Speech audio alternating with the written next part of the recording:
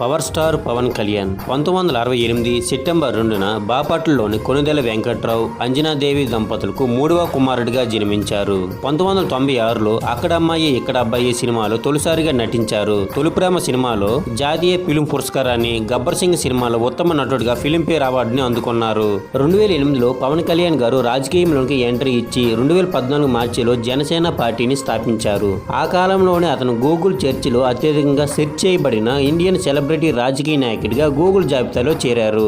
పేద ప్రజలకు సాయం చేయడానికి కామన్ మ్యాన్ ప్రొడక్షన్ ఫోర్స్ అనే స్వచ్ఛంద ట్రస్ట్ను స్థాపించారు.